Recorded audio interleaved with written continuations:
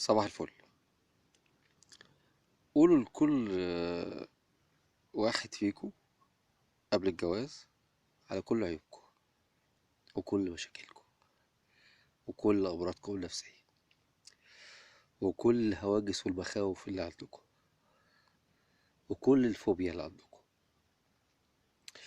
ما تخلوش الخطوبة فترة لذيذة وفيك وحاجات كلها دلع وحاجات مش حقيقية.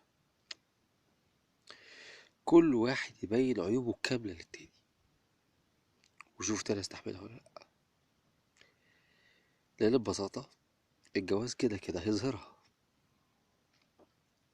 فعشان ما يبقاش اتخدع وانت ما تبقيش اتخدعتي، كل واحد يبين عيوبه للتاني فترة الخطوبة، طبعا من غير جليطة، بس كل واحد يبين عيوبه.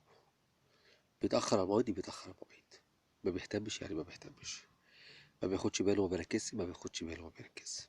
وهي نفس القصة، مهملة في البيت مهملة في البيت، ما بتعرفش تطبخ ما بتعرفش تنظف ما تعرفش تطبخ ما تعرفش تنظف، بتدلعه مش متحملة مسؤولية البيت، بتدلعه وتشوف هيستحمل كله ولا لأ، مستعد لتقبل تغييرها ولا لأ،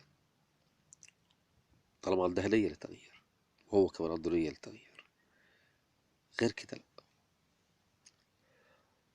ما تبينوش لبعض حاجات مش حقيقية فتتصدموا تاني بعد الجواز.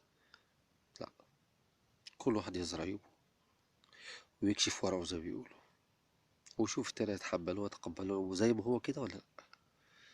تحمله وتقبله حاجة ممتازة جدا، وهتبقى بداية مبشرة، لأن أي حاجة كويسة هتحصل هيقدرها ويثمنها زي ما بيقولوا ويقدرها كويس جدا. وانت كذلك أي حاجة هيعملها هتعرف إن هو بخلاف طبعه الأساسي، لأن هو قالك على طبعه الأساسي.